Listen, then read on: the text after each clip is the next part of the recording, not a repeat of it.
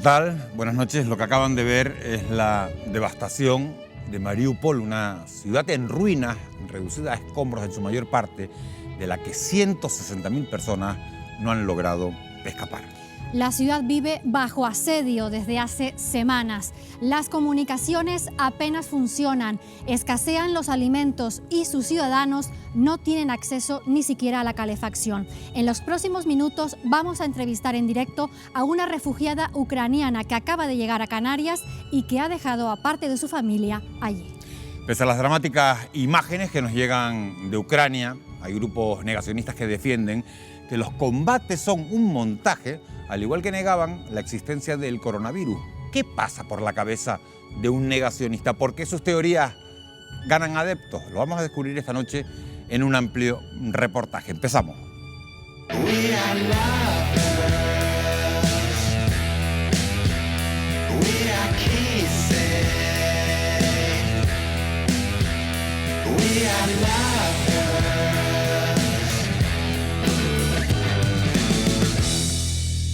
Para hablar de todo ello nos acompaña esta noche Ojara Hurtado, que es politóloga, experta en relaciones internacionales. Ojara, buenas noches. Buenas noches. Gracias por acompañarnos. Está con nosotros también Jesús Pérez Triana, que es analista de seguridad y defensa. Jesús. Hola, buenas noches. Buenas noches. Gracias por acompañarnos. Y está con nosotros también Samuel Toledano, que es profesor de Ciencias Políticas de la Universidad de La Laguna. Samuel. ¿Qué tal? Buenas noches. Buenas noches, bienvenido. Gracias por acompañarnos.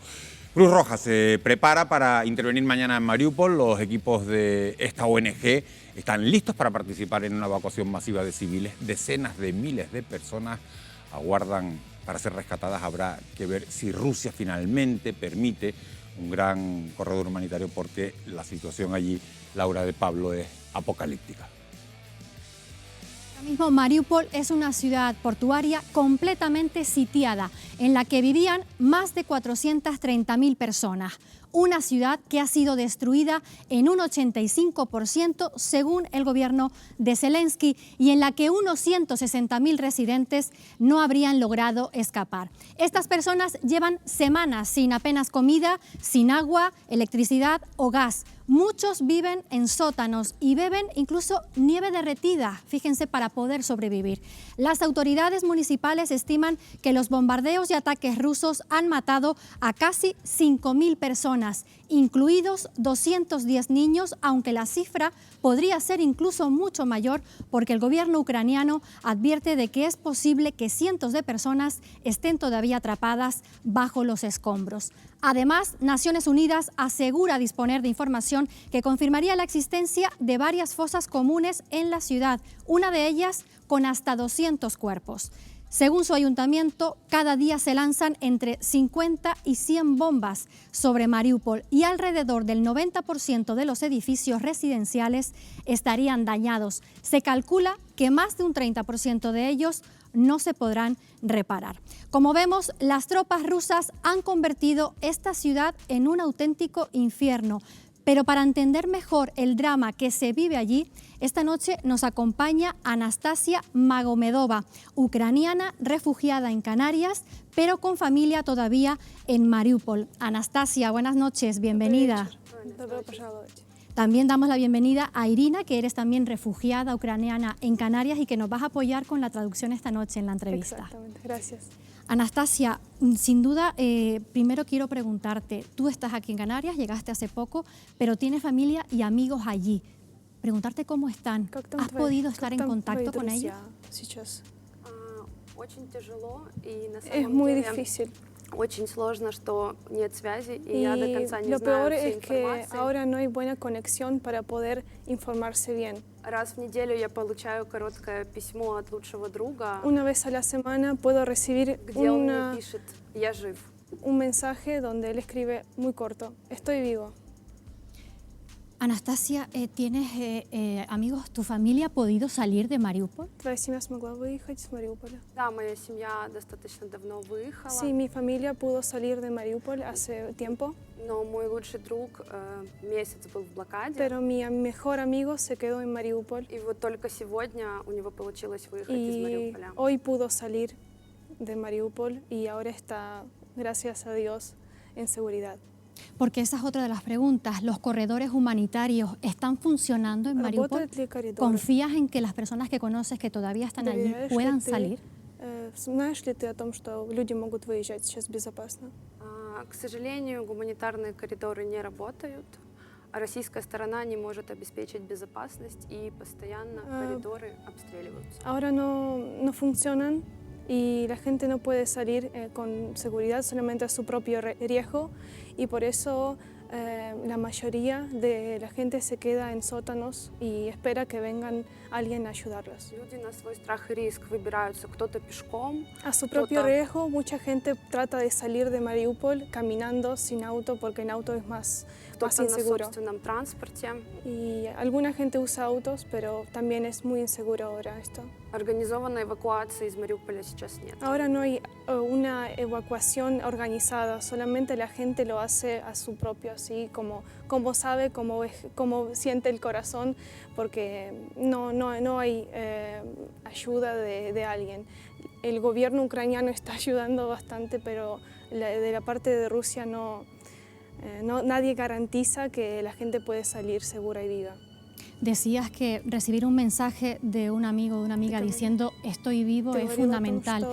Esa incomunicación, esa incertidumbre, ¿cómo te sientes no pudiendo saber cómo están las personas allí? Когда ты не знаешь, у тебя нет связи с твоими друзьями, ты не можешь общаться с ними каждый день? Это очень сложно, потому что в мирные времена мы знаем, что происходит в жизни друг друга, в подробностях.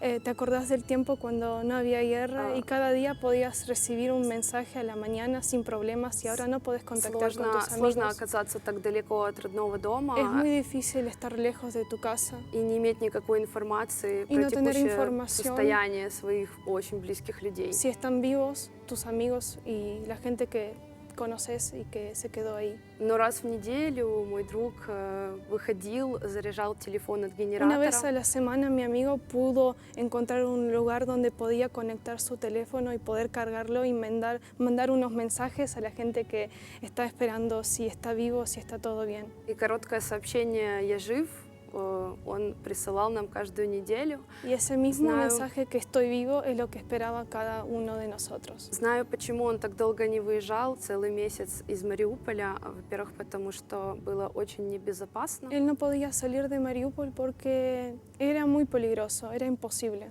Во-вторых, потому что не было возможности выехать, не было транспорта. No habían autos, no habían autobuses que podían llevar a gente, por eso él estaba ahí. И в-третьих, он волонтерил в одном из убежищ в центре города. Él era voluntario y se quería quedar a ayudar a la gente. В первую очередь он отправлял женщин и детей, чтобы они эвакуировались, и только сегодня, спустя месяц, у него появилась первая возможность эвакуироваться. Intentaba de ayudar a todas las mujeres y niños porque ellos necesitaban la ayuda de los hombres que se quedaban ahí y solamente hoy decidió salir e intentar estar en un lugar más seguro para él. Y, конечно, я очень горжусь своим другом. Y estoy muy orgullosa de él. Nos alegramos que haya podido salir, sin duda. Anastasia, queremos imaginar cómo era Mariupol antes del 24 de febrero, porque las imágenes que tenemos ahora son realmente apocalípticas, muy lamentables. Cuéntanos cómo era tu ciudad antes de la guerra. Каково был Мариуполь до 2014 года? Мариуполь был красивый город, очень похож на Тенерифе по Мариуполь природе. era una ciudad muy hermosa, muy parecida a Tenerife. Была очень развита инфраструктура города. La infraestructura de la ciudad era muy buena. С 2014 года, когда началась война Desde в el Донецкой 2014, области, cuando empezó la guerra en Donetsk, бизнес, государство, жители города Мариуполя, все очень старались сделать его красивым. todas las empresas de Donetsk y toda la gente que se quedó ahí intentaba trabajar y quedarse para poder desarrollar esta ciudad y toda la zona. Y mucha gente se quedaba ahí, aunque era muy insegura. Hablamos de este drama humanitario y hablas de la ciudad. ¿Crees, confías que se pueda reconstruir la ciudad cuando todo esto acabe? Веришь ли ты в то, что это можно все восстановить? Да, безусловно. Sí, tengo mucha fe. Люди, которые живут в Мариуполе, это настоящие герои. La gente que vivía y vive Это en самые Mariupol son смелые unos люди, которых héroes я знаю. y son gente muy И valiente. настоящие патриоты Y своей son страны, Украины. patriotas. Y ellos van все a hacer они todo lo posible. Сейчас выбрались из такого страшного места, как Мариуполь, и все они говорят в один голос, что мы вернемся и отстроим наш Мариуполь. Y toda la снова. gente que tuvo que salir de Mariupol, aunque tenían que dejar sus casas, dicen que cuando va a terminar la guerra todos vamos a volver y todos vamos a hacer todo lo posible para poder renovar todo lo que habían destruido el ejército ruso. Esperamos que así sea y que todos puedan volver. Tú puedas volver también a tu ciudad. Gracias, Anastasia, gracias, Irina, por Muchas ayudarnos gracias. y mucho ánimo. Gracias. Gracias. Muchas gracias. Bueno, Miguel Ángel, ahí testimonio para ahora recuperar un poco más el aire con lo que nos ha contado Anastasia. Testimonio en primera persona de gente que ha vivido todo lo que está ocurriendo de una manera directa. Mariupol ha quedado arrasada a un grado de destrucción no visto en Europa desde la Segunda Guerra Mundial. A pesar de todo esto, la ciudad resiste. Algunos analistas creen que el ejército ruso no quiere entrar en ella porque se enfrentaría a una guerrilla urbana que le provocaría más baja. Me gustaría preguntarle a Jesús Pérez Triana si crees que ese es el principal motivo. Bueno, es claro que los rusos se quieren quedar con Mariupol y van a llegar hasta el final, porque Mariupol es la pieza que le falta en el puente, en el corredor terrestre que conecta la península de Crimea, que ya se quedaron en el año 2014, con lo que son las repúblicas separatistas del Donbass. Y a Rusia le interesa esa conexión terrestre porque ahora mismo Crimea es un territorio bajo ocupación, bajo dominio ruso, pero está conectado nada más que por un puente en el estrecho de Kerch, y ese puente tuvo problemas, se derrumbó y es una sensación de que hay un cordón umbilical demasiado débil. Entonces, en Mariupol van a ir hasta el final y de hecho están utilizando a los chechenos como carne de cañón. Mariupol, Jesús, ha sido la población más castigada por los bombardeos desde el inicio de la invasión, tal vez por todo esto que estás contando. Las autoridades ucranianas denuncian que más de 20.000 de sus residentes han sido evacuados a Rusia en contra de su voluntad. ¿Das credibilidad a esas acusaciones? A ver, los planes rusos pasan por no anexionarse directamente el territorio, sino hacer pues una simulación, un simulacro de levantamiento popular, de iniciativas populares que pidan con la proclamación de una república separatista que dependa de Moscú. Entonces, para poder llevar a cabo esos planes hay que quebrar la voluntad del pueblo ucraniano, que hemos visto que incluso allí, por ejemplo, en Gerson, que es la única capital de provincia ucraniana que está en manos de los rusos, pues la población ha salido a la calle a enfrentarse a los carros de combate a pecho descubierto, es decir, sin armas ni nada. Entonces, ante una resistencia popular, pues los planes rusos pasan por la detención de alcaldes, la detención de personalidades de la cultura y porque vertebran la identidad nacional ucraniana. Entonces, esas noticias de que hay población que ha sido enviada a Rusia y mandada lejos, pues me resulta bastante creíble, porque es el paso necesario para quebrar la voluntad del pueblo ucraniano y poder crear una falsa república separatista de Mariupol. Por dos veces, Samuel, nos hemos hecho la idea de que se podía llegar a un acuerdo de paz. La propuesta de Moscú de reducir las operaciones militares en el norte de Ucrania ha generado pues cierto optimismo sobre ese posible acuerdo de paz. Sin embargo, Reino Unido y Estados Unidos no acaban de fiarse de las intenciones de Putin. De hecho, los bombardeos en Kiev y en Chernígov continúan. ¿Nos podemos fiar de Rusia? La información que nos va a llegar, básicamente vamos a tener un problema para poder analizar hasta qué punto es cierto y hasta qué punto, evidentemente, la opinión o las declaraciones que pueda hacer Putin sean las que efectivamente sean su verdadera voluntad. Una cosa es el discurso que va a dar ante los líderes occidentales y, en cierta medida, cuando hace estas declaraciones, busca ir hacia el escenario internacional, y otra cosa es la estrategia que tenga detrás. Con lo cual tenemos que tener muy claro que esa forma o esa batalla de alguna forma informativa va a utilizar esas declaraciones ante los medios internacionales o ante los líderes internacionales, pero luego va a tener una estrategia que no tiene por qué coincidir necesariamente con lo que digan los medios públicos. Yo añadiría a lo que han dicho muy bien mis compañeros que la función principal de toda la estrategia rusa es vehiculizar las funciones críticas del Estado y vehiculizar también la propia estrategia híbrida rusa.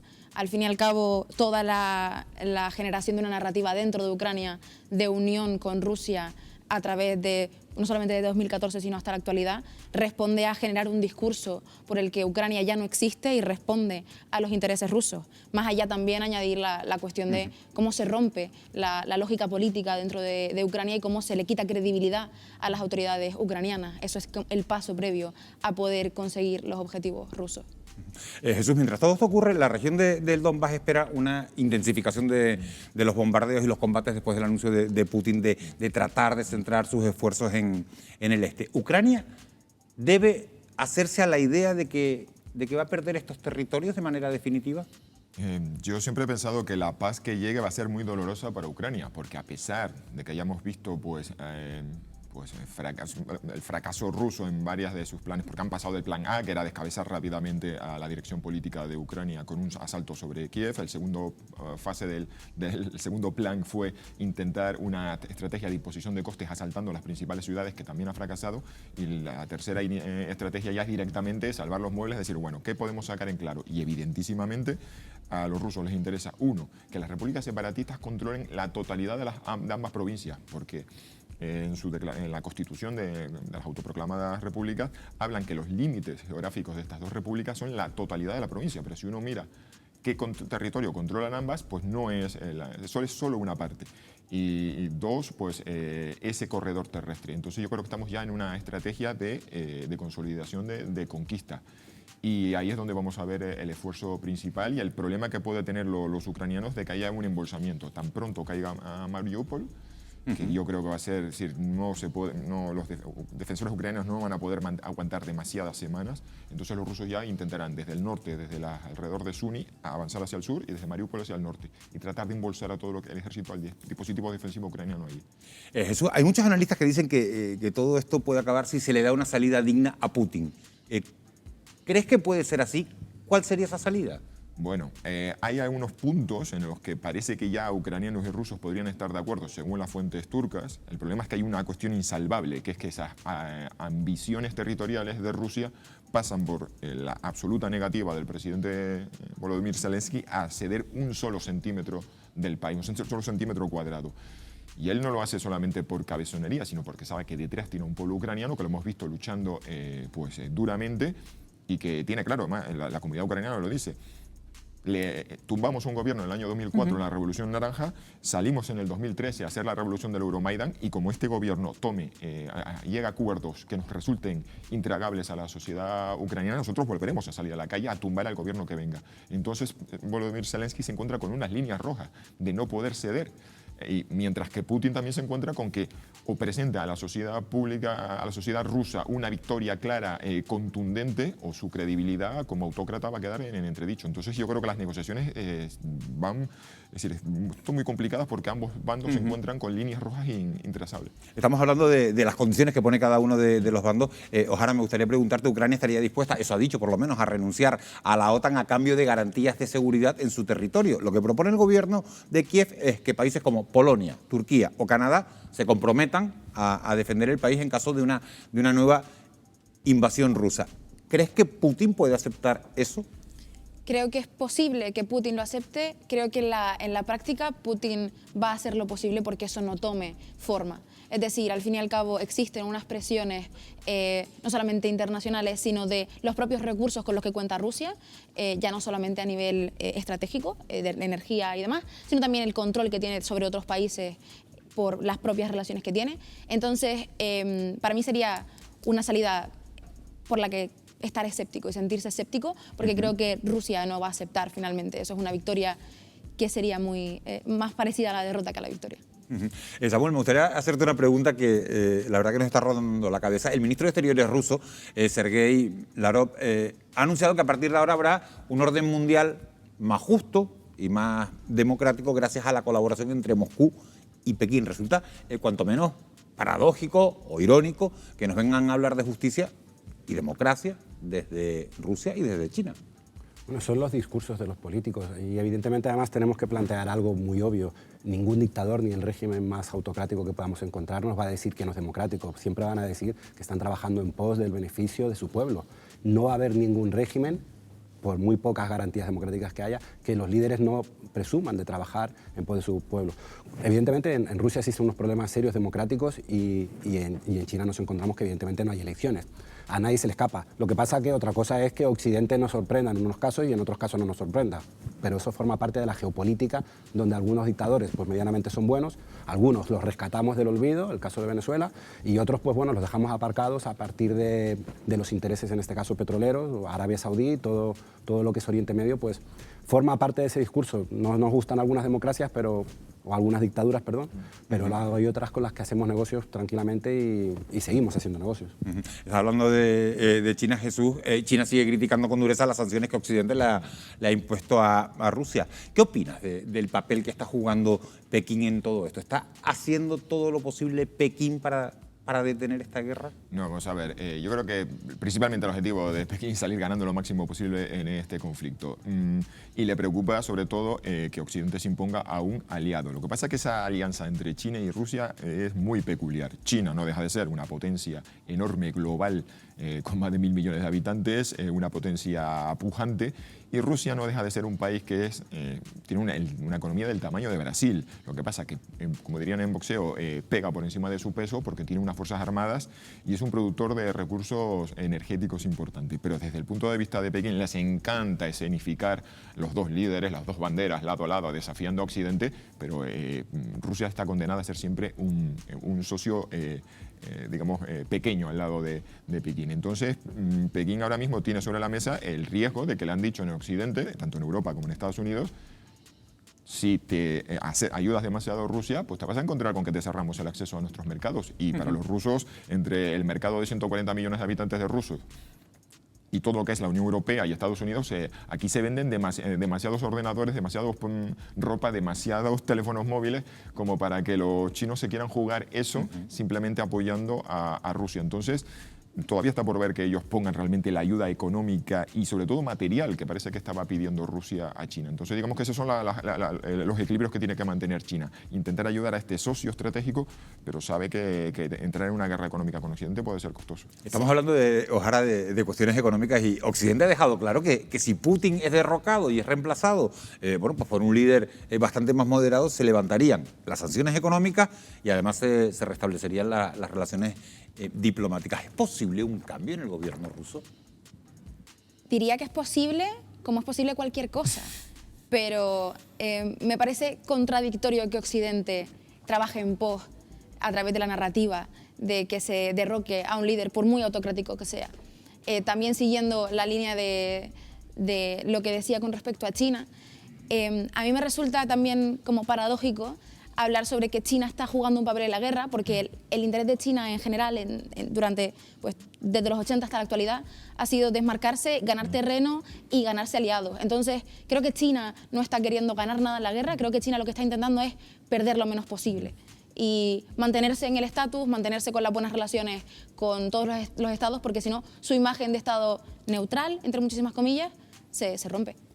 Una guerra del siglo XXI, eso lo tenemos todos claros, tiene varios frentes de batalla y uno de los más importantes se libra, fíjense, en el terreno digital. En esta guerra vale todo, desde noticias falsas hasta videomontajes en los que Putin o Zelensky lanzan mensajes que favorecen al adversario. ¿Cómo nos manipulan? Lo vamos a averiguar en el siguiente vídeo.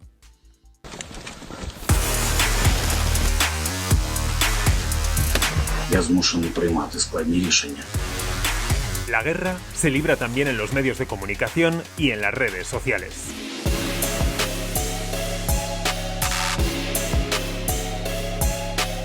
Desinformación, mentiras y medias verdades son armas que utiliza uno y otro bando en su beneficio. Vean este vídeo de Zelensky, el popular presidente de Ucrania, en el que anunciaba la rendición de su país ante Rusia. Un montaje que creció como la espuma en las redes sociales, pero que es falso. Se trata de una secuencia creada mediante técnicas de inteligencia artificial que permiten editar un vídeo para que parezca real. Hoy conoceremos cómo se hizo y que existen aplicaciones de móvil al alcance de todos para poder hacer montajes como este. Realizar un deepfake es más sencillo de lo que parece. Es un sistema que se basa en técnicas de inteligencia artificial y machine learning para producir como resultado un vídeo que puede suplantar la identidad de una persona. En el caso de Zelensky, el presidente de Ucrania, se ha conseguido un vídeo bastante creíble que suplanta no solo su rostro, sino también su voz. Ahora observen esta otra imagen distribuida hace unos días por el ejército ucraniano del supuesto derribo de un avión ruso. La foto no es actual, es de 2015. Estamos ante otro bulo. Las noticias falsas sobre la guerra están ideadas para alterar el pensamiento de la opinión pública, condicionar sus actitudes y, en última instancia, ganar el relato. Es la conocida como guerra de la desinformación. Cuando más incertidumbre, cuanto más catástrofes, cuanto más crisis económicas, menos se cree en las verdades científicas y más se cree en bulos, mentiras. Hoy conoceremos los bulos de la guerra de Ucrania que mayor repercusión han tenido, pero ¿cómo detectarlos para que no nos la cuelen? La batalla por el relato no solo se está produciendo durante la invasión de Rusia a Ucrania. ¿El combate de la desinformación es solo propio de la guerra de Ucrania? Con el conflicto de Ucrania y Rusia tenemos muchos ejemplos, pero el antecedente más claro y más evidente es el de las armas de destrucción masiva de Irak. El New York Times publicó una serie de reportajes en los que se hablaba de armamento biológico, armamento químico y armas de destrucción masiva en Irak. Años después, el periódico pidió perdón por haber dado pábulo a determinado tipo de informantes que lo que hicieron fue darles información falsa. En una redacción digital como la del diario La Provincia es fundamental que no se cuele ni una sola noticia falsa. ¿Cómo conseguisteis, Soraya Deniz, buenos días, buenos días, que no se colara este vídeo? Es una explosión en China del año 2015 y algunos lo contaron como si hubiera sido una explosión en Ucrania actual. Bueno, lo más importante es no fiarse de ninguna fuente que viene a través de redes sociales. Eso no quiere decir que nunca utilices vídeos de redes sociales. Nos fiamos, por ejemplo, en Twitter, pues del número de seguidores que tiene una persona. Eso te da un poco una idea de si es un perfil real o es un perfil hecho para crear desinformación. ¿Contrastar bien la información está reñido con la inmediatez? Bueno, yo creo que no. A ver, no pasa nada por esperar 15 minutos para comprobar si una noticia es veraz o no. Por ejemplo, Rafapal, uno de los canales en español de desinformación más seguidos, publica a diario noticias sobre Zelensky. Otra vez drogado, judeo-sionista, totalmente borracho. Pablo Hernández Escayola, de Maldita.es. ¿Quién está detrás de esos perfiles que distribuyen noticias falsas?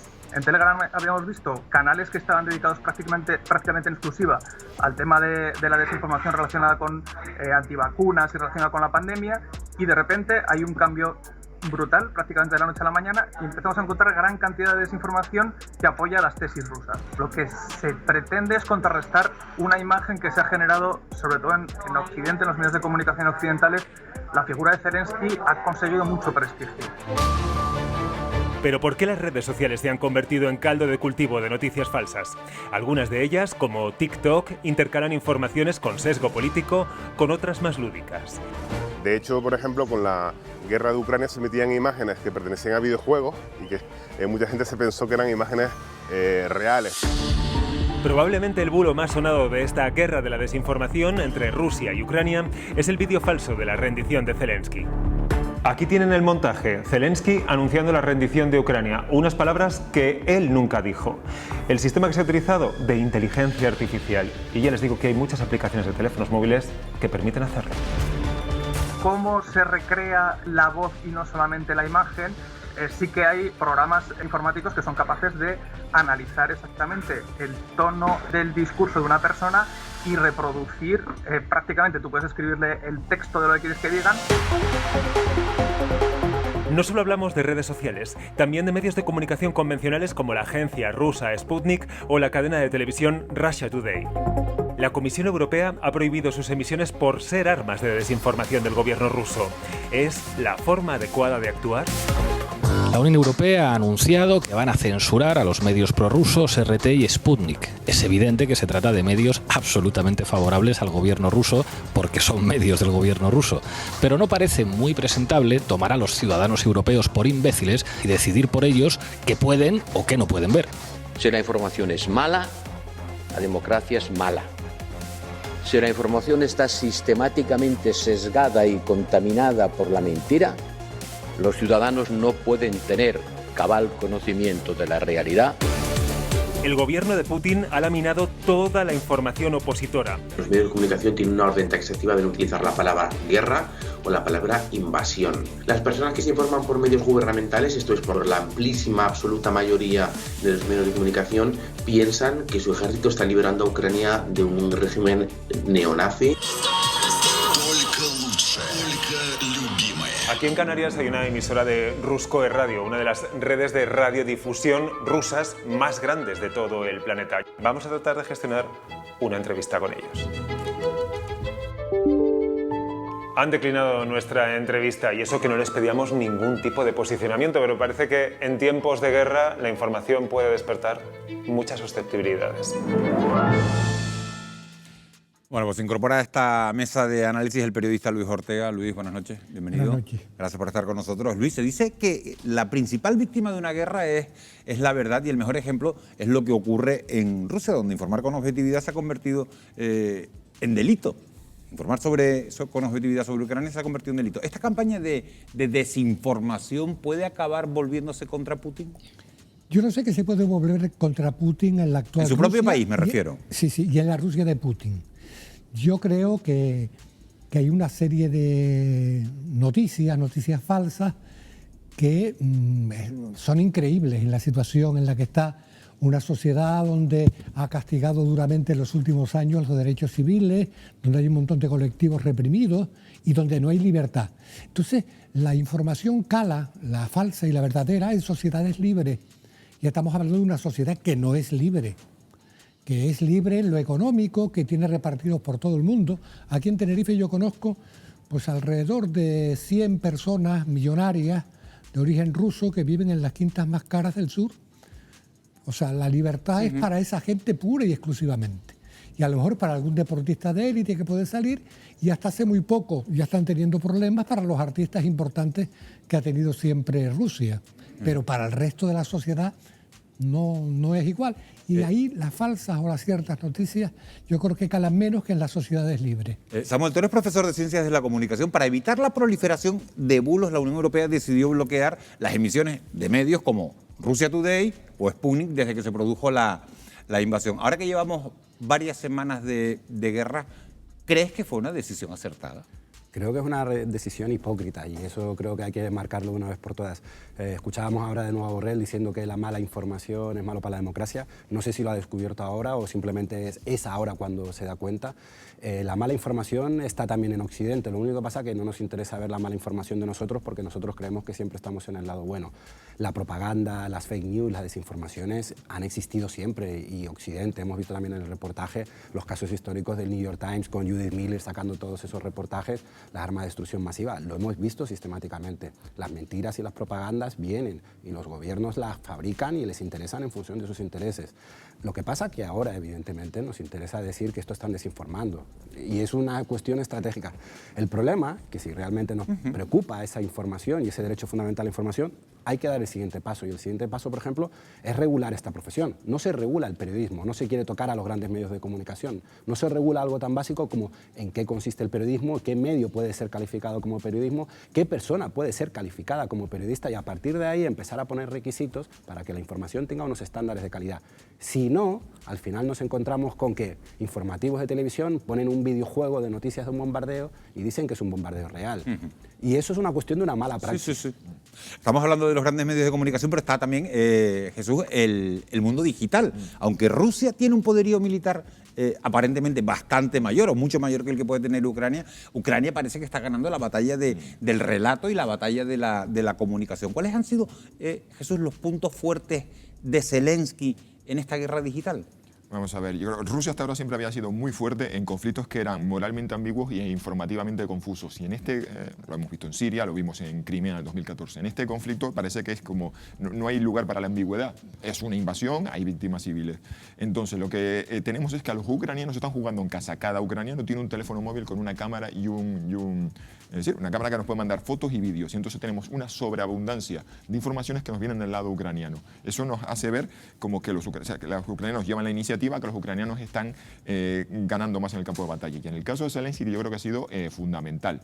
Él fue un actor, montó su gobierno con gente de la productora de televisión que le llevó a la fama, entonces maneja muy bien los medios. Está clarísimo que dar discursos, enardecer las masas, y sobre todo porque tiene digamos, un modelo comunicativo que es el opuesto a Putin. A Putin lo vemos en esos grandes salones del Kremlin, con techos altos, dorados. Él siempre con corbata, con chaqueta con corbata, y Zelensky siempre con una camiseta, ¿no? Sí, con una camiseta con... Zelensky está arrimando el hombro, aparece vestido con ropa de camuflaje o ropa de estilo militar, siempre cercano, da las ruedas de prensa, coge la silla, se sienta al lado de los periodistas, les da la mano, graba vídeos en formato selfie, paseando por las calles de Kiev, al menos los primeros días de guerra, y transmitiendo el mensaje: soy uno más, estoy arrimando el hombro, soy cercano, estoy aquí sufriendo como un ucraniano más, mientras Putin hace el papel de un zar que está en un gran palacio aislado del mundo.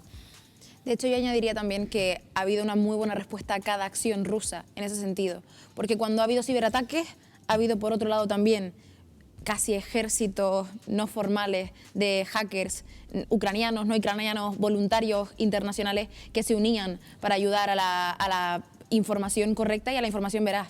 Pero también estoy de acuerdo con Samuel en que la situación es compleja porque se está llevando, según plantean algunos analistas, a una separación del Internet entre Occidente y lo que no es Occidente, porque ya no se puede hablar ni de otro polo.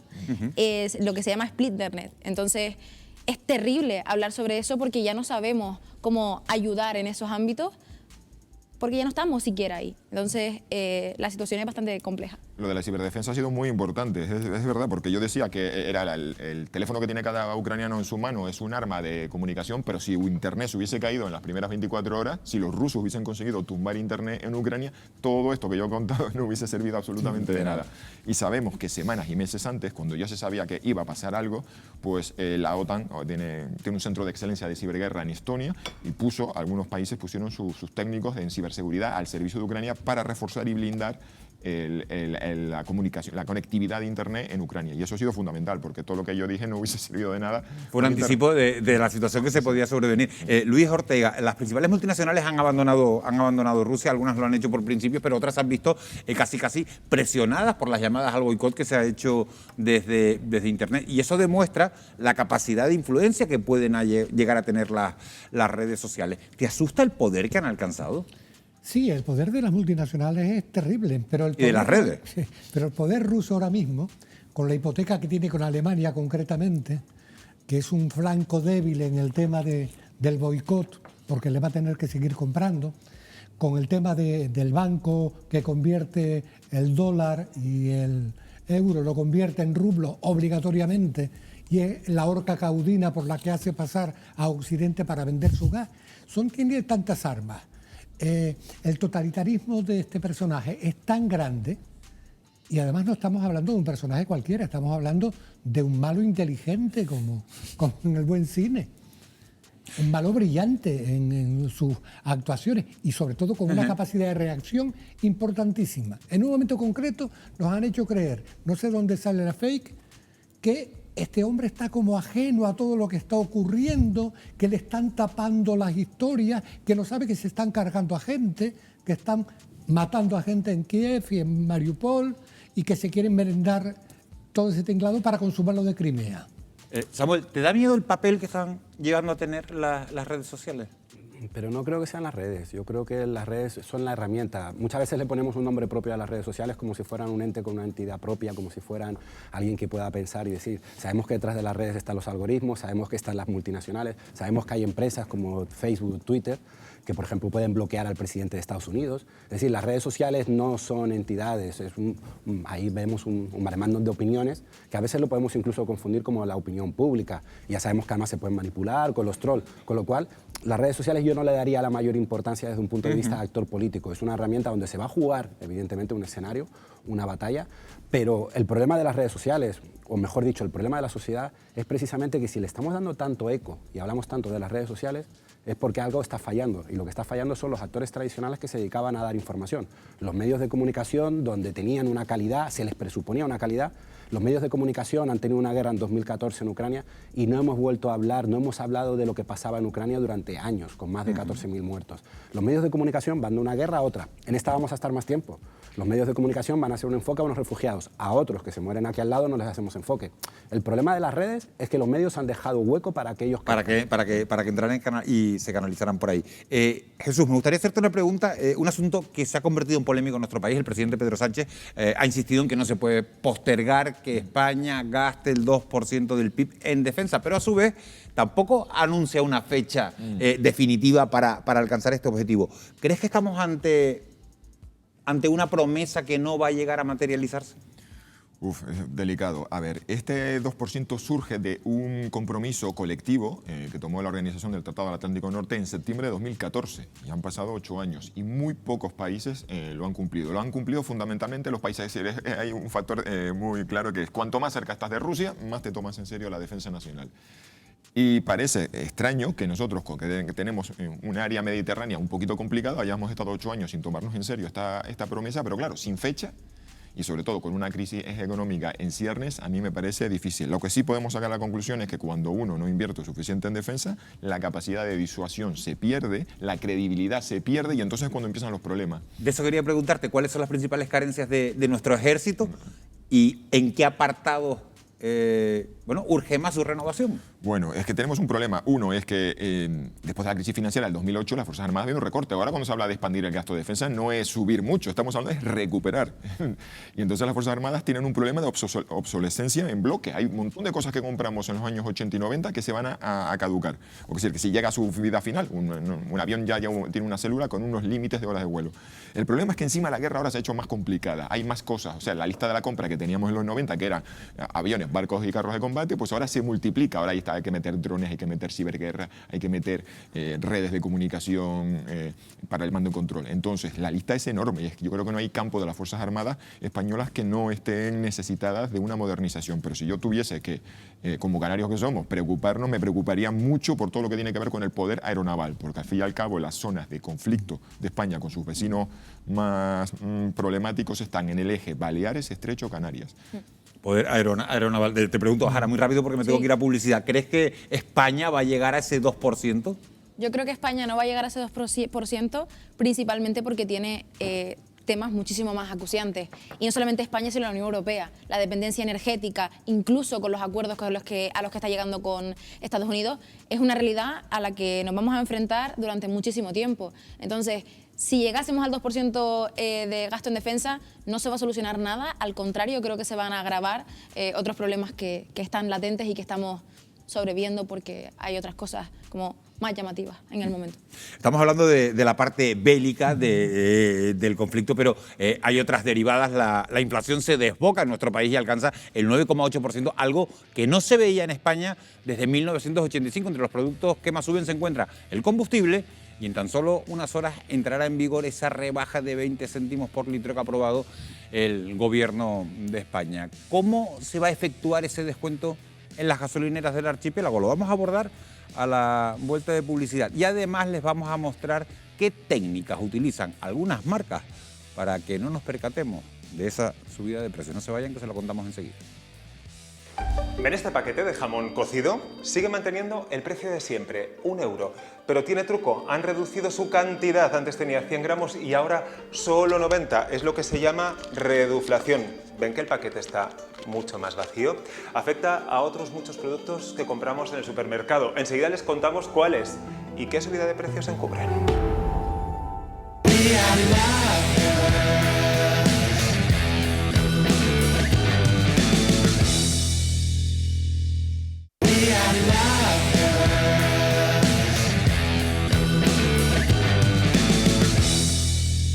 Bienvenidos de nuevo, seguimos en directo en Fuera de Plano en Televisión Canaria. No es ningún secreto que casi todo es más caro y muchos de ustedes lo habrán podido comprobar cuando hacen la compra. Sin embargo, algunos productos parece que no han subido de precio. Y decimos parece, con comillas, porque están utilizando una técnica de venta en la que el consumidor paga lo mismo, pero por menos producto.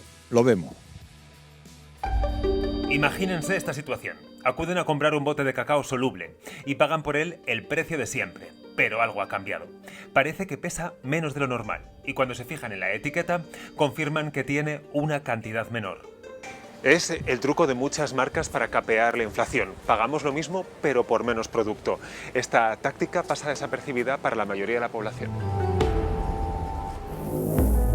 La Organización de Consumidores mantiene que de un estudio de 273 productos son más de 20 las marcas que recurren a esta práctica. Nos disponemos a comprobarlo. Cacao, margarina, snacks, embutido y muchos artículos más. Nos fijamos bien en el detalle de cuánto producto contienen ahora y cuánto vamos a pagar por ellos.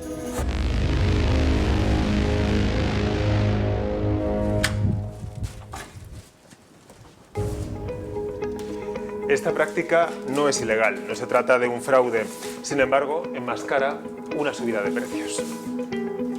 Esta estrategia de marketing se puede notar en infinidad de productos en el supermercado, como el cacao, el chorizo o este envase de jamón cocido que sigue manteniendo el precio recomendado de 1 euro. Antes tenía 100 gramos, ahora solo 90. Por mucho menos producto, estamos pagando lo mismo de siempre. Esta margarina, el envase es el de siempre, pero el truco está aquí. Han reducido la cantidad de producto en un 10%, 25 gramos menos. Además nos lo han cobrado más caro en el supermercado, por lo tanto han enmascarado una subida del 15%. Pero si hay una materia prima que ha subido de precio, esa es la harina de trigo. Eso se puede notar en este paquete de pasta. Les sorprenderá la poquita cantidad de producto que hay para tanto envase. Han reducido la cantidad en un 10% y además lo venden en el supermercado mucho más caro que antes. Están consiguiendo enmascarar una subida de precio del 15% con esta táctica de reduflación. Pero hay marcas que incluso quieren hacernos creer que han bajado los precios de sus productos, pero con este truco antes había 400 gramos aquí y ahora hay 360, un 10% menos. Así que ahora más que nunca es muy importante hacer caso de los expertos y fijarse en el supermercado, en esa letra pequeña de las etiquetas donde pone el precio por kilo. Bueno, pues ya lo han visto, mismo precio, pero menos cantidad. En fin, para valorar esta práctica tenemos esta noche con nosotros a Raúl Alonso, que es portavoz de la Unión de Consumidores en Santa Cruz de Tenerife. Buenas noches, Raúl. Buenas noches. Gracias por acompañarnos. La primera cuestión es evidente. Es una práctica legal, pero bueno, en cierta medida engañosa. Evidentemente, es legal en el sentido de que marca realmente el peso que nos están vendiendo, pero es engañosa en tanto en cuanto mantiene un embalaje similar al que tenía con un peso mayor y por lo tanto, queramos que no, el consumidor no es consciente muchas veces de que está realmente comprando menos producto al mismo precio, sino más alto. En el reportaje veíamos algunos ejemplos. ¿En qué otros productos se está notando que está ocurriendo esto? En muchísimos. Podríamos, muchísimos productos. Y es muy fácil en los que tienen envase, digamos, mira, papas fritas, por ejemplo. Ese tipo de envases en los cuales siempre además hay digamos, una parte siempre vacía, es mucho más fácil. El ejemplo, hay hasta en economía, los economistas, los que hay, yo no soy economista, pero vamos, es algo que se habla en las facultades de economía, el ahorro que supondría, por ejemplo, a una envasadora de aceitunas quitar una aceituna por envase. Pero lo que supone también al consumidor. Entonces, bueno, pues esa práctica se realiza en muchísimos productos, siempre mucho más fácil, por supuesto, en ese tipo de envases, ¿no? Claro, todo esto, al quitar un producto, estamos ante una subida de precios encubierta. ¿Qué puede hacer el consumidor ante esta situación y en qué nos tenemos que fijar para detectar las marcas que lo hacen y las que no lo hacen? Pues lo fundamental, si somos habituales compradores del producto, sería más fácil detectarlo, ¿no? Si no, siempre hay que fijarse en algo que es muy importante, lo que llamamos el precio por unidad de medida, el PUM, ¿no? ¿Qué significa? Es el precio que se lleva, por ejemplo, cuando es en un sólido, siempre se lleva a kilos, ¿no? ¿Cuánto costaría el kilo? esa es la referencia para poder además hacer la comparación entre los mismos gama de productos, por ejemplo. O, si es líquido, por litros. Quizás la única manera, porque si no es muy difícil saber exactamente cuál es el precio real que estamos pagando el producto. Hay otro producto que está bajo sospecha en los últimos días, en apenas, bueno, pues en menos de una hora, entra en vigor la rebaja del precio de la gasolina, 20 céntimos por litro. Sin embargo, se dice que algunas gasolineras, bueno, en los últimos días han subido los precios y que esa bonificación va a quedar en nada. Vamos a ver, realmente no ha habido, porque además sería muy difícil jurídicamente poder hacerlo, un control previo de precios en el sentido de imponer un precio. Entonces, esas rebajas va a suponer sobre el precio que marca en el surtidor y que publicita el surtidor, automáticamente después se va a hacer la bajada del precio. Es verdad que antes de las 12 de la noche una gasolinera hoy podría subir sus precios y sería libre de hacerlo. También es verdad que imagino que la carta que juega el Gobierno es precisamente a que funcione la libre competencia y los consumidores tengamos la inteligencia de saber quién nos está haciendo la jugada y les castiguemos, que es el arma principal de los consumidores, castigar a aquel que realmente se comporta de una manera tan mezquina con el consumidor. Y honestamente, ¿tú cómo crees que van a actuar las gasolineras a partir de las 12 de la noche? ¿Que van a ajustar sus precios para tratar de captar nuevos clientes y fomentar la competencia, o que se van a alinear todas teniendo más o menos precios similares? Si se alinean todas, espero que actúe algo que es muy importante en una economía de libre mercado como es la defensa, la libre competencia, ¿no? Y por lo tanto el regulador de la libre competencia estatal. Yo espero que no hagan eso y tengo que presumir que van a actuar como honrados ciudadanos que van a facilitar a los ciudadanos una mejor pase de esta crisis. Bueno, pues vamos a seguir con asuntos que afectan desde luego a nuestros bolsillos, porque estamos pendientes de cuándo y cuánto va a bajar también el recibo de la luz, sobre todo después de conocer el dato avanzado del IPC del mes de marzo. Una cifra que se eleva, como saben, al 9,8%, que no se veía en este país desde el año 1985 y en un contexto económico nada halagüeño, porque el Banco de España advierte que se va a retrasar la recuperación. Para comentar estos asuntos tenemos esta noche comunicación con el economista José Miguel González. José Miguel, muy buenas noches. ¿Qué tal? Buenas noches. Empezamos por la esperada rebaja del recibo de la luz con la propuesta del presidente Sánchez de fijar un precio máximo del gas de 30 euros el megavatio hora, que tendrá que autorizar, eso sí, la Comisión Europea. ¿Cuánto crees que se podría abaratar el precio de la electricidad? Bueno, en ese caso tendría que ser prácticamente en la totalidad porcentual que se plantea dicha rebaja. Ahora bien, tengamos en consideración que esa entrada en vigor no va a ser eficaz hasta prácticamente dentro de un mes como mínimo. Por lo tanto, bueno, todavía tendremos que coexistir con ese tipo de precios que ahora mismo, pues bueno, pues a muchas familias les complica de sobremanera el poder tener una soberanía energética dentro de sus hogares. José Miguel, el dato avanzado del IPC de marzo roza el 10%, golpeando las economías de familias y empresas. ¿Confías en que esta sangría se detenga o, por el contrario, crees que van a seguir subiendo los precios? Los mercados a futuro nos indican que como mínimo en 2 trimestres los precios van a seguir evolucionando al alza, en el primer trimestre prácticamente con toda seguridad, para luego, en el hipotético caso de que el conflicto armado de la invasión rusa en Ucrania finalizara ya prácticamente, pues bueno, pues eso sí que ofrecería determinado tipo de atisbos a la rebaja.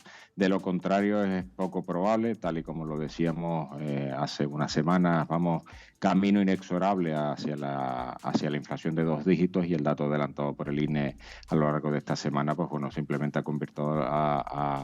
confirmado los peores pronósticos.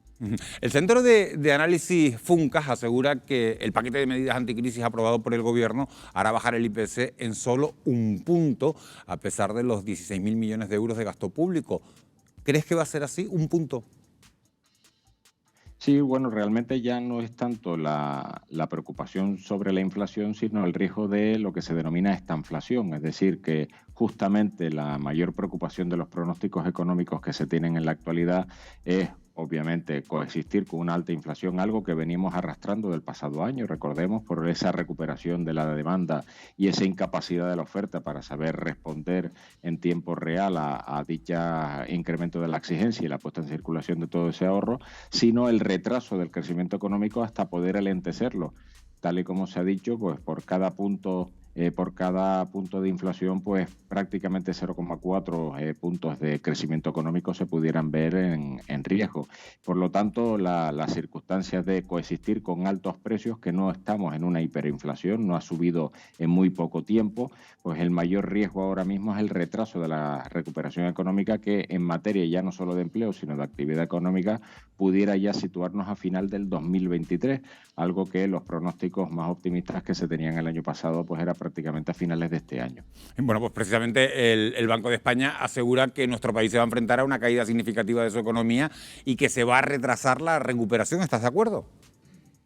Sí, justamente ese es el escenario más probable que se lleve a cabo, sobre todo porque la inflación es lo que se denomina un impuesto silencioso, en donde poco a poco nuestros ahorros van siendo mermados, nuestro poder adquisitivo se va viendo comprometido y por lo tanto, bueno, antes lo comentaba respecto al consumo de combustibles. Hay consumos que son inelásticos, que son justamente los dos más inflacionistas, como es la alimentación y la energía. La energía tanto derivada para el transporte como los consumos energéticos dentro de nuestros hogares.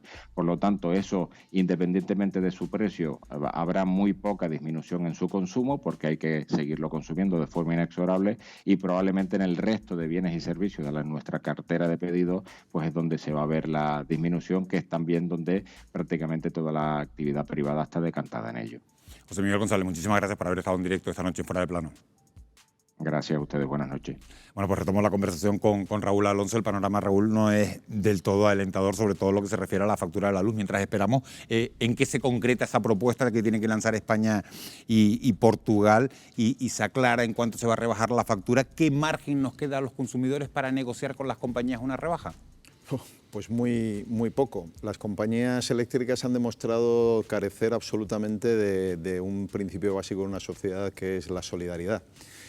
Si vemos ahora en la prensa, en los últimos días se ha publicado el incremento de los beneficios de algunas de nuestras eléctricas de una manera además absolutamente bárbara y además injusta, porque precisamente por el sistema tarifario que tenemos tan injusto y tan absurdo, están incrementando beneficios de forma absolutamente desmesurada sin que sus costes hayan subido, todo lo contrario. O sea, nos están vendiendo su producto al precio más caro posible, teniendo un colchón de beneficios impresionante y precisamente basados en una situación tan humanamente desastrosa como una guerra, ¿no? Entonces, bueno, pues yo tengo muchas dudas de que vaya a haber un margen en el sentido de que las empresas vayan a minorar esos beneficios para solidarizarse con los ciudadanos que les pagamos religiosamente nuestra energía.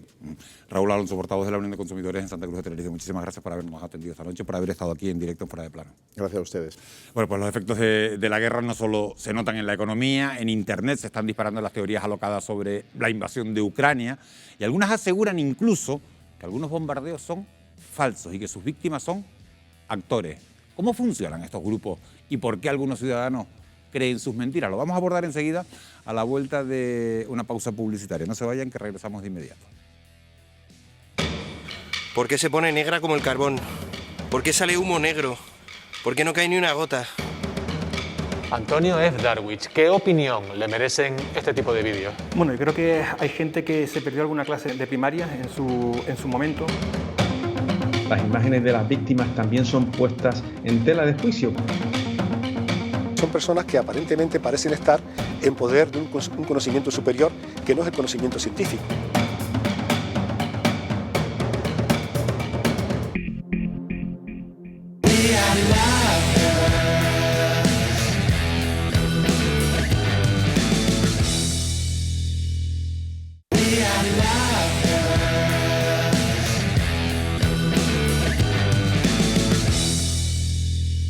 Bienvenidos de nuevo. Los negacionistas llevan varios años con una gran actividad, gracias sobre todo al poder que les da Internet.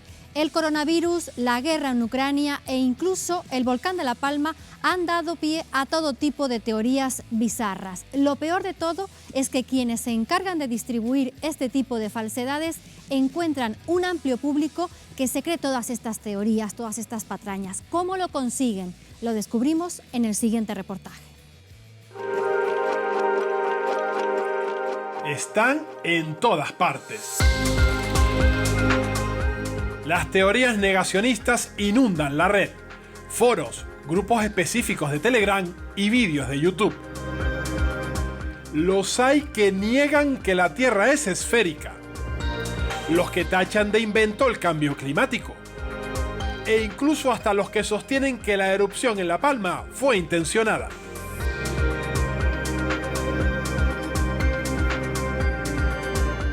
Muchas de estas disparatadas y absurdas teorías pueden parecer inocuas, pero la pandemia ha hecho aflorar un gran número de negacionistas de la COVID y antivacunas también en Canarias. Al mayor de los engaños perpetrados contra la humanidad, sustancias que están produciendo numerosos efectos. Según la Consejería de Sanidad, en Canarias han muerto más de 1.600 personas por la COVID-19.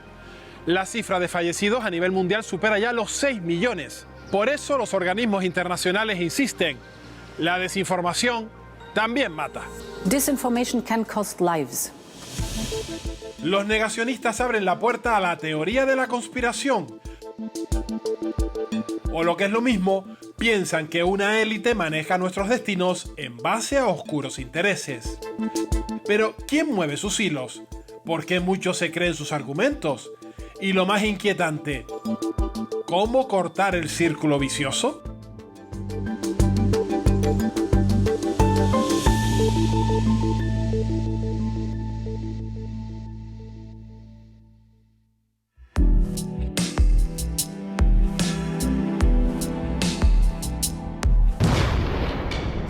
Chicos, directo, vamos.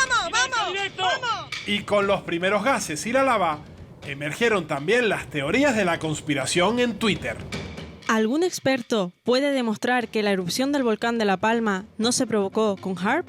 Cuarta erupción volcánica en las últimas semanas. Ya he dicho 1000 veces que esto se debe al programa HAARP de control del clima. ¿HAARP o natural? Volamos hasta Gakona, en Alaska, para conocer uno de los focos de muchas teorías de la conspiración, el proyecto HAARP. El proyecto HAARP es literalmente un calentador de la atmósfera. Funciona muy parecido a un microondas que los que tenemos en casa. Un microondas casero lo que hace es emite unas ondas que calientan, mueven las moléculas de agua. La idea de HAARP es mandar también ondas de radio que lo que hacen es mover, calentar los electrones que están en las capas más externas de la atmósfera de la Tierra, en lo que se llama la ionosfera. Entonces, al calentar esos electrones, los electrones van a reaccionar emitiendo de vuelta a la Tierra luz o también ondas de radio. Obviamente a través de ondas de radio como las que genera o estudia el proyecto HAARP, que realmente está hecho para estudiar la ionosfera, es imposible generar o crear un terremoto. Los terremotos en general son una manifestación de la liberación de energía del interior de la Tierra. El interior de la Tierra está a mucha temperatura y se libera la energía, esa energía, en forma de una convección que ocurre en el manto. Esa convección, que es muy lenta, tarda mucho tiempo, mueve las placas tectónicas. Ese movimiento de placas tectónicas es el que genera los terremotos y también en otras ocasiones las erupciones volcánicas. Canarias es la región volcánicamente más activa de toda España, también tiene cierta actividad sísmica. Las teorías de la conspiración y su relación con la geología y el clima atrae también a algunos canarios. Las élites que están al frente de muchas cosas que están pasando y que han pasado a lo largo de la historia de la humanidad, pues sí tienen la tecnología y llevando a cabo la tecnología para manipular el clima. Estas teorías ven en las redes un altavoz perfecto para viralizar sus mensajes. Y algunas de ellas van haciéndose más grandes, aumentando así el efecto bola de nieve.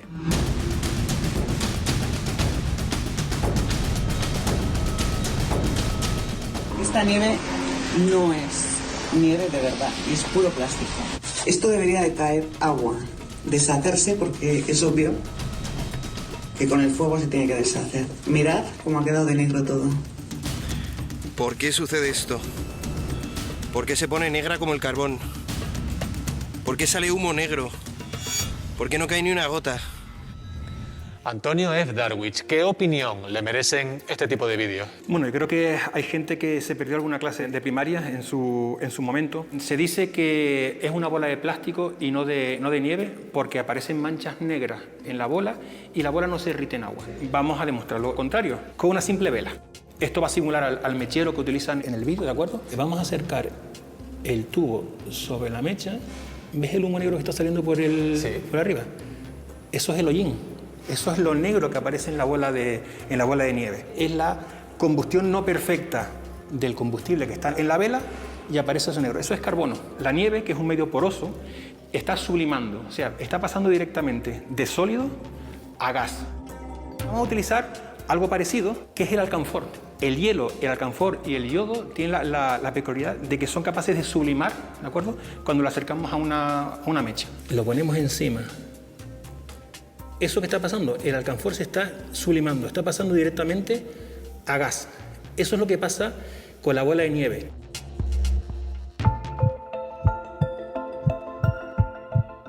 Los magufos son personas que creen en la pseudociencia y en las teorías conspirativas.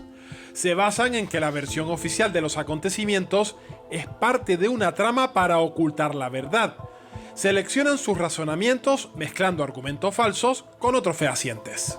Son personas que aparentemente parecen estar en poder de un conocimiento superior que no es el conocimiento científico. Y automáticamente hacen una cosa muy interesante que también se hace en las sectas. Es llamar borregos, ¿no?, o personas analfabetas desde el punto de vista científico a los que no siguen sus postulados. Un paso más preocupante es cuando no solamente ya tenemos ese tipo de creencias en relación con conocimiento superior, sino más pensamos que hay una organización detrás a nivel internacional que está orquestando todo esto para de alguna manera manejar nuestras vidas, ¿no? La historia está plagada de negacionistas y teorías de la conspiración. Prácticamente todo se cuestiona, no importa cuántas evidencias científicas lo desmientan. Desde que el hombre es hombre siempre ha habido negacionistas, sobre todo desde que existe la ciencia como tal. Y hay casos desde, sobre todo, la antigüedad clásica, pero quizás de una manera más concreta desde el siglo XVI. Ya le pasó a Giordano Bruno, hablando, por ejemplo, de que la Tierra no era la única esfera celeste en el universo. Le ocurrió también en el siglo siguiente a Galileo, planteando que la Tierra giraba alrededor del Sol y no al revés. Y sobre todo le ocurrió a una persona que para nosotros es fundamental, Charles Darwin, quien en 1859 publicó El origen de las especies y fue duramente condenado no solo por la Iglesia, sino también por los sectores más conservadores de la sociedad británica y estadounidense. La pandemia ha sido el caldo de cultivo perfecto para la proliferación de estas teorías conspirativas, y muchos expertos creen que el boom de conspiranoicos está aún por llegar. Manuel Pérez, psicólogo y delegado en Canarias de la Red de Prevención Sectaria y Abuso de la Debilidad. La pandemia ha sido un caldo de cultivo perfecto para el desarrollo de teorías conspirativas y algunos expertos creen que esos negacionistas van a seguir aumentando en los próximos tiempos. Es probable que haya una tendencia a que el negacionismo, como se ha instaurado, ¿no?, y la gente ahora lo tiene como algo normalizado, esta nueva forma de entender las cosas, vaya creciendo con el tiempo. Lo que sí que está claro es que seguramente vayan picando de diferentes temas, no se queden solo en este, sino es un estilo de entender la realidad, la libertad y la verdad.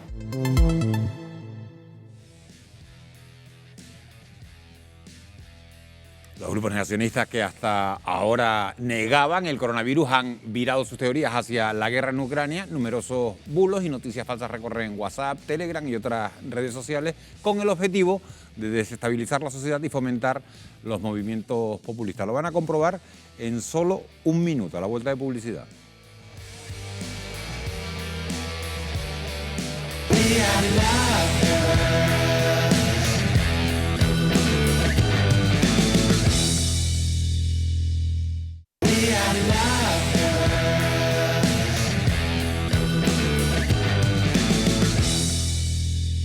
Estamos de vuelta para retomar la difusión de teorías cada vez más descabelladas. Muchos movimientos negacionistas intentan hacernos creer que sus opiniones son compartidas por una mayoría de la población y en muchos casos encuentran el caldo de cultivo ideal en los movimientos populistas. Pero ¿qué efectos puede provocar en nuestra sociedad? Lo vemos.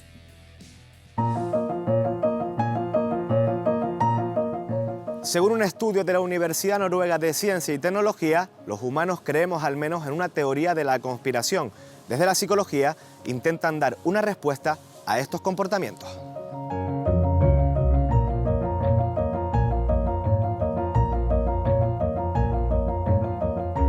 Leocadio Martín, desde el punto de vista psicológico, ¿en qué consiste el concepto de negación? La negación es una fase del duelo, un mecanismo de defensa que tenemos para intentar psicológicamente que algo que está ocurriendo realmente pues no nos afecte. ¿Cuáles son los pasos que suelen seguir las personas negacionistas? Una persona negacionista se queda anclada en la fase de negación. Entonces intenta que lo que le ha producido daño o lo que no le ha gustado que haya pasado, y lo niega e incluso empieza a plantearse que sea mentira. Por eso muchas personas negacionistas empiezan a abrazar teorías de la conspiración y cosas de este estilo. Y después lo que termina ocurriendo, cuando ya eso se va consolidando, es que la persona solo va a escuchar y solo va a ver aquello que confirme lo que ella cree. Al sesgo de confirmación se une también otro fenómeno, el espejismo de la mayoría. Nosotros formamos parte de grupos sociales. En esos grupos es donde se desarrolla nuestra vida, nuestras relaciones humanas, nuestro intercambio, nuestra comunicación. Y lo que diga ese grupo es muy importante para nosotros. Por eso se llama espejismo, porque todos cuando estamos en el desierto, sin agua y con sed y con calor, estamos viendo una palmera y un oasis. Y eso no es verdad. Y una persona efectivamente influyente termina haciendo creer que el pensamiento mayoritario de la sociedad es el que ellos reflejan. Juan Hernández, profesor de matemáticas en la Universidad de Las Palmas de Gran Canaria. ¿Es posible conocer el espejismo de la mayoría a través de las matemáticas? Sí es posible. Aquí tenemos un ejemplo que puede explicar ese fenómeno. Aquí tenemos 14 bolitas que representan a 14 personas, que a partir de ahora vamos a llamar nodos. Las líneas que unen esos nodos representan relaciones que tienen ese tipo de nodos, por ejemplo, que son amigos o que se siguen a través de alguna red digital. En este grafo vemos cómo hay dos tipos de colores. Los colores representan opiniones. Como se puede ver, hay 14 nodos, de los cuales 3 de ellos exclusivamente tienen la opinión roja. Por lo tanto, la opinión roja es una minoría en la población. Cada nodo solo conoce dentro de la red la opinión de aquellos con los que se relaciona. El nodo 1 tiene una relación con el nodo 2, el nodo 6, el nodo 8 y el nodo 11. Por lo tanto, los 4 con los cuales se relaciona tienen la opinión blanca. Para él, la opinión mayoritaria es la blanca. Pero eso no ocurre en todos los casos, ¿verdad? No, para nada. Eso depende de quiénes son los que tienen la opinión de color rojo.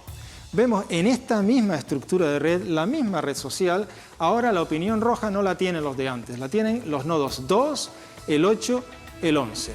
Aquí la situación es completamente diferente. El nodo 1 vemos como ahora 3 de sus nodos con los que se relaciona opinan rojo y 1 opina blanco. Para el nodo 1, la mayoría de la población con la que se relaciona tiene la opinión roja. Lo mismo pasa hasta con, vamos a contar, 1, 2, 3, 4, 5, 7 nodos de todos los nodos que hay en la población. Por lo tanto, la mayoría de la población opina que la opinión mayoritaria es la roja, cuando es falso. Ocurre porque los nodos, en el segundo caso, que tienen la opinión roja, son nodos muy influyentes. Son famosos, ídolos de masas, carismáticos y negacionistas. Sus mensajes los secundan miles de personas en el mundo y lo hacen en parte por el efecto arrastre. Melania Guijarro, directora de Emails, ¿por qué se genera ese efecto de imitación o seguimiento? Porque realmente a las personas conocer que todo el mundo hace algo y hacer ese algo le genera seguridad y confianza en el cerebro, básicamente. Los influencers hacen determinadas cosas para diferenciarse, para convertirse en tendencia, pues los seguidores lo que buscan es pertenecer a ese grupo. Es una estrategia de marketing, además que ha existido desde siempre, lo que pasa que ahora funciona mucho más y se utiliza mucho más simplemente por la enorme repercusión que tienen las redes sociales. Pero no es el único peligro de la red. Los algoritmos de Google, muy útiles para nuestras búsquedas, favorecen la retroalimentación entre los propios magufos. Eduardo Sáenz de Cabezón, profesor de la Universidad de La Rioja y divulgador científico. En Internet todo está sesgado por los denominados filtros burbuja. ¿En qué consisten estos filtros? Los algoritmos de búsqueda en Internet te dan sugerencias de resultados de búsqueda, ¿no? Y esas sugerencias de resultados de búsqueda están basadas en tu historial previo. Entonces, cuando yo estoy en YouTube y estoy escuchando un tipo de música en concreto, heavy metal, pues el algoritmo de YouTube me va a ofrecer más heavy metal, no me va a ofrecer salsa. Cuando esas sugerencias de búsqueda se dan, como están basadas en lo que yo ya he buscado o lo que busca mi entorno, pues entonces genera una especie de burbuja. Otra implicación que tienen los algoritmos es que se premian las publicaciones que tienen más reacciones. Entonces, normalmente las opiniones más extremas tienen más reacciones. Un efecto de amplificación de los extremos. Aún así, desde la empresa estadounidense nos cuentan que trabajan al máximo para ofrecer contenidos de calidad, contrarrestar los actores maliciosos y dar más contexto a los internautas, facilitando el acceso a otras fuentes de información. Nos esforzamos mucho para proteger a la gente de la información dañina, para salvaguardar la seguridad en la red. Eliminamos los contenidos dañinos que infringen nuestras normas. La eliminación de estos contenidos a menudo se hace incluso antes de que el usuario llegue a verlos. Según una encuesta realizada por el Ministerio de Ciencia, el 61% de la población se informa por Internet sobre ciencia y tecnología. El problema viene con los bulos.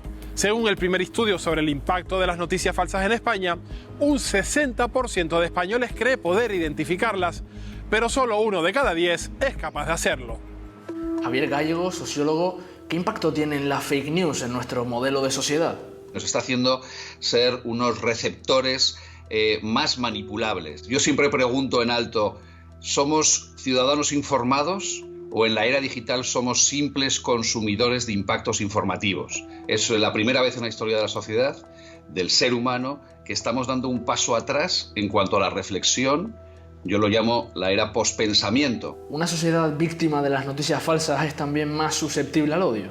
Claro, es más fácil manipular y conseguir odio en esa sociedad acostumbrada a los impactos informativos continuos y poco reflexivos. Eso hace que las empresas periodísticas, incluso aún las serias, estén tragando con ese déficit de credibilidad que es, al fin y al cabo, buscar el negocio por encima de la credibilidad de la noticia. La escasa alfabetización científica está detrás del seguimiento de muchas teorías conspiratorias relacionadas con la ciencia. Según el Ministerio de Ciencia e Innovación, el 12% de los canarios afirma que el Sol gira alrededor de la Tierra. Buceamos en la red para ver el impacto que tiene una de las teorías conspirativas que más interesan en las islas, el terraplanismo, o lo que es lo mismo, quienes defienden que la Tierra no es esférica, sino plana.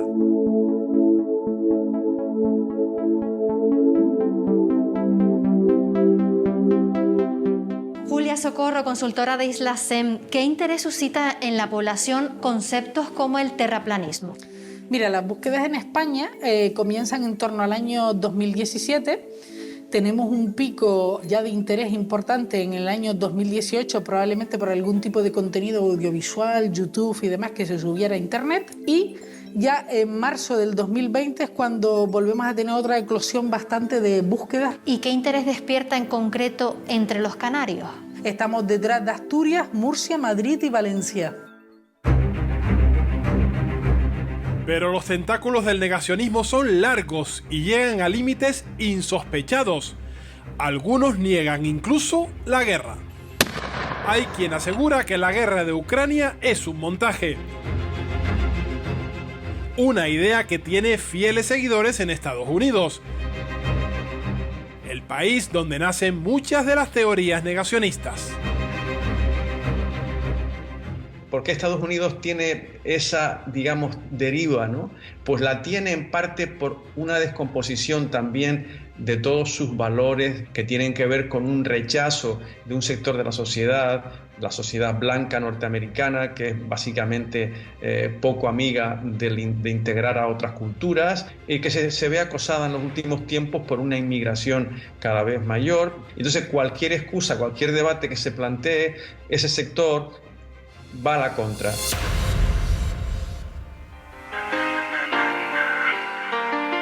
Los discursos negacionistas y su auge en redes se extiende también al ámbito musical.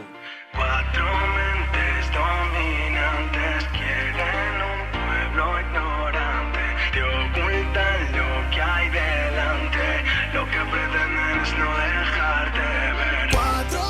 El fenómeno se ha globalizado y radicalizado, tanto que algunos han pasado a la acción. El asalto al Capitolio en Estados Unidos muestra el peligro de algunas teorías conspirativas. Muchos de los asaltantes eran creyentes de la teoría de conspiración QAnon, que consideraba a Trump como el héroe que derrotaría a las élites globales adoradoras de Satán. ¿Qué ocurre? Que determinada gente que tiene insatisfacciones profundas, necesidades no resueltas por las instituciones democráticas, por los poderes, al no tener eso resuelto, de alguna manera hay un caldo de cultivo para que venga alguien y te diga, no, aquí es esto lo que hay, y prenda la teoría conspiranoide. Los negacionistas van a seguir existiendo. Esas bases son las que impiden que de alguna manera pues, se rompa ese círculo del negacionismo. Como el círculo de la muerte, estas hormigas entran en bucle porque una de ellas se desvió del camino. Estarán girando hasta morir extenuadas. Por eso los expertos insisten en una frase que resume muy bien Truman Capote. Antes de negar con la cabeza, asegúrate de que la tienes. El coronavirus impulsó el movimiento negacionista. Ahora muchos grupos que se nutrían de la desinformación durante la pandemia hacen lo propio con la guerra de Ucrania. Me gustaría preguntarte, Samuel Toledano, ¿por qué los negacionistas de la COVID han pasado a hacerlo ahora de la invasión rusa? Yo no les atribuiría a una especie de movimiento, una especie de colectivo unificado. Yo creo que básicamente estamos viendo vídeos y que se van viendo. No creo que exista algo organizado y yo creo que van dando saltos a determinados casos. A lo mejor es posible que de alguna forma puedan creer en la guerra y no, en este caso, en que la Tierra es redonda. En cualquier caso, lo que alimenta a todo este conjunto de personas es el gusto por el mito frente al dato y el relato. Es mucho más fácil creerlo. De hecho, tenemos religiones y las religiones no dejan de ser un mito, no deja de ser el negacionismo de la ciencia. Y la subvencionamos y ahí están siendo parte de nuestro sistema educativo.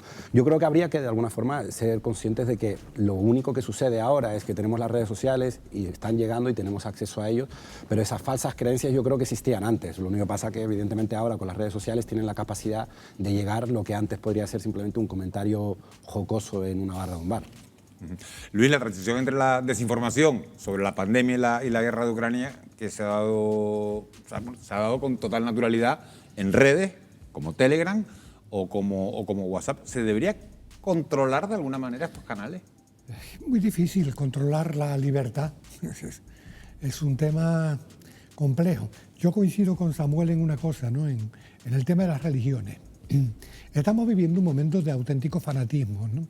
La ultraderecha está crecida, no ha tenido representaciones en Europa por un veto ciertamente planteado. Tenemos aquí el sátrapa Putin armando la que está armando. Donald Trump ha logrado que una serie de sus secuaces invadan el Parlamento y que eso que nadie sea capaz o hay un sistema legal que le permita presentarse a las próximas elecciones en Estados Unidos. Estamos viviendo un momento de radicalismo muy grande y yo no creo que haya, afortunadamente, un movimiento global organizado, porque sería terrible. Y luego también yo pienso que las redes sociales sí contribuyen a difundir pues, gente que están en auténticos atardeceres. Miguel Bosé, del que ya la gente no se acuerda igual, que salga con unas teorías propias, ¿no?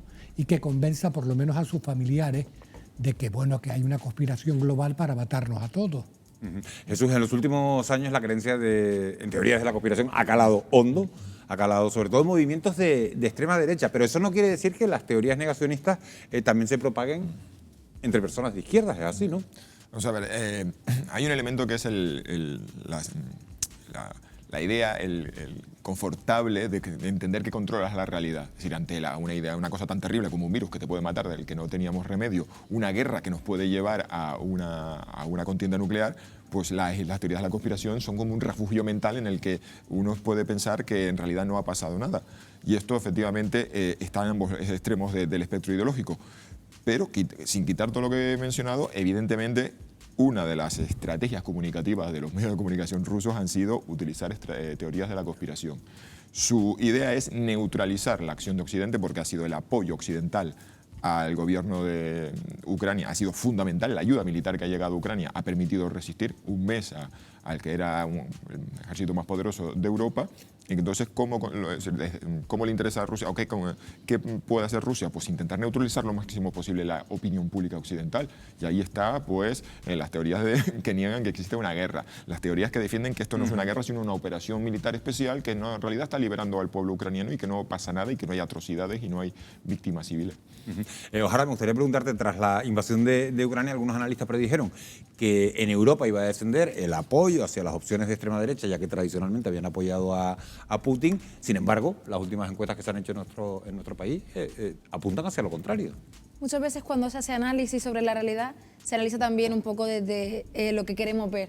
Y lo que es real en la Unión Europea es que estamos siendo testigos del declive de Occidente y de un declive que puede cambiar, pero que sin embargo se enfrenta a un cambio brutal de la polaridad en el mundo. Entonces, predecir eso, a mí me parece que predecir la opinión pública es algo riesgoso como mínimo, pero básicamente lo más importante es que el declive de lo que entendíamos como normal, la libertad, el Estado de Derecho, que Europa era pues la segura y la tranquila, pues nos hace tener miedo, nos hace querer creer determinadas cosas.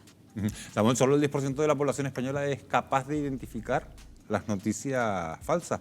¿Son la mayor arma del populismo? El populismo, evidentemente, ahí sí que, si lo utilizamos desde un plano político, de alguna forma es una estrategia. Pero yo creo que el problema es la falta de educación. Lo hemos comentado yo creo que en varias ocasiones. Es un problema también colectivo. Falta una educación, pero falta las administraciones públicas que de alguna forma puedan regular esto. Es decir, antes, por ejemplo, en el vídeo se mencionaba, se hablaba de que se informa al ciudadano. Eso es falso. El ciudadano no se informa, es informado. Hay un elemento pasivo. El ciudadano abre Internet y ya sabemos por los algoritmos que realmente el ciudadano no está buscando información. Por mucho que crea que está buscando información, hay un algoritmo que te va a dar el vídeo que tú quieres, el heavy metal o la noticia que tú quieres. Con lo cual, no hay un elemento activo. Si la ciudadanía es pasiva en este aspecto, básicamente va a ser muy factible que se pueda ser consumidora de estas noticias, porque son las noticias que ya le han venido diseñadas para él. Sí, absolutamente de acuerdo. O sea, yo pienso ahora mismo, ¿no? O sea, que no es gratuito nada de lo que está ocurriendo. O sea, lo de Putin, pues bueno, ya decía, Thomas Mann decía que la guerra era un recurso fácil, ¿no?, a los problemas de la paz. Yo me imagino que en Rusia se están teniendo que vivir reprimidos problemas de convivencia, problemas de disconformidad con la falta de libertad que está viviendo, y que este planteamiento que prende también en una viejísima idea imperial, ¿no?, de una Rusia grande que viene de los zares y que continúa con el comunismo, pues pueda ilusionar a esta gente y que lo planteen también como una reconquista de lo que fue, y que se meriende en Crimea y que se quieran merendar eso y que pongan gobiernos títeres como los de Bielorrusia en ese momento y volver un poco a otra cosa, pero parecido a lo que fue la Unión Soviética.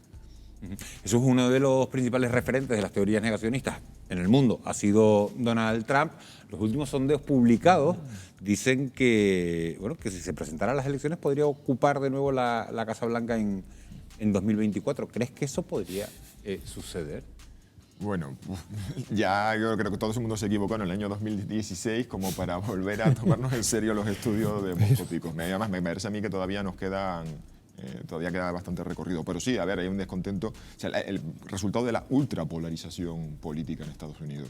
Y eso es un fenómeno que estamos viendo en todos lados, entre otras cosas provocado también, y va asociado a la desconfianza en los medios de comunicación tradicionales y la aparición de estos, digamos, oportunidades para la desinformación en Internet. Es decir, el radicalismo tiene que ver con una crisis de la democracia y una crisis de los medios de comunicación tradicionales. Y le pregunto a todos en la mesa, en el caso de que Donald Trump, que eso se llegara a ser realidad, que Donald Trump volviera a gobernar Estados Unidos, a que volviera a la presidencia de los Estados Unidos, ¿qué mundo nos espera? Pues yo diría que nos espera un mundo en el que Europa depende de un dirigente que no tiene ningún interés por establecer una economía de mercado que sea también una economía social. Así que la dependencia energética va a ser terrible. Los planes europeos son liberarse de Rusia y unirse a Estados Unidos, no ser independiente. Entonces, como europeos nos espera eso por ahí. Y por otro lado nos espera también un aumento, creo, de la de la generación de polarización y del alimento de esa propia polarización en diferentes causas. Las causas raciales han sido muy afectadas por Donald Trump. No me sorprendería que nos encontrásemos con un mundo más polarizado y energéticamente mucho más afectado. Es peligroso. A mí no me preocuparía en este caso Donald Trump como tal, Donald Trump. Me preocupa la ideología que hay detrás. Me preocupa ese discurso de odio que ha ido creciendo, y no solo en Donald Trump, está creciendo en Europa.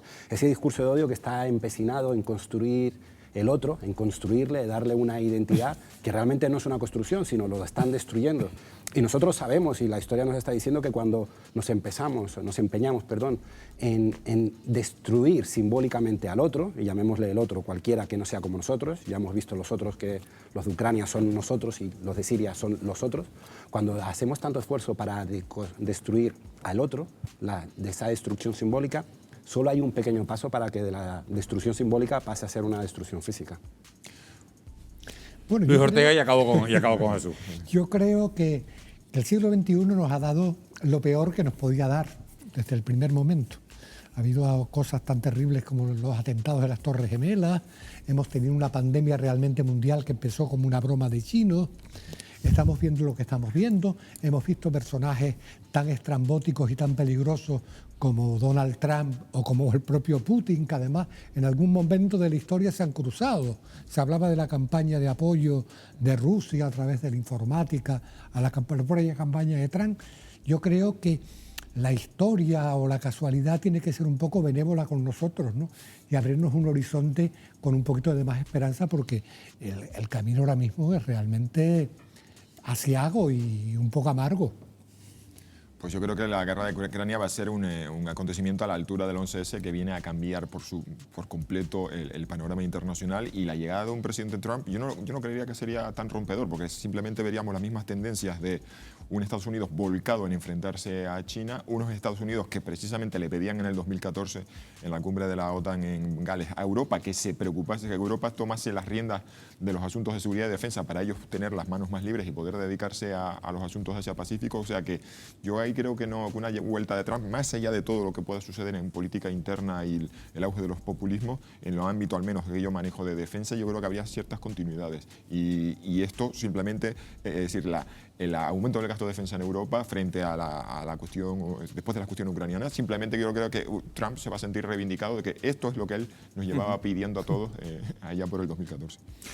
Bueno, faltan 3 minutos para las 12 de la noche y tenemos que despedir aquí el programa. Yo quiero agradecerle especialmente a Jesús Pérez Triana que haya estado esta noche con nosotros, que nos haya acompañado. Gracias de verdad por haber estado fuera de plano.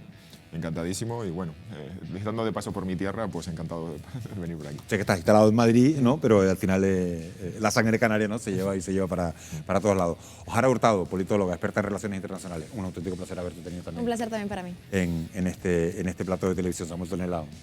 Muchas gracias. Gracias por haber venido. Luis Ortega, un auténtico placer. Encantado. Señores, gracias por haber estado una semana más, un jueves más al otro lado de la pantalla, justo cuando quedan 3 minutos para las 12 de la noche. Que tengan ustedes un muy feliz descanso y volvemos a encontrarnos aquí, si les apetece, dentro de 7 días con más asuntos de actualidad. Que descansen. Buenas noches.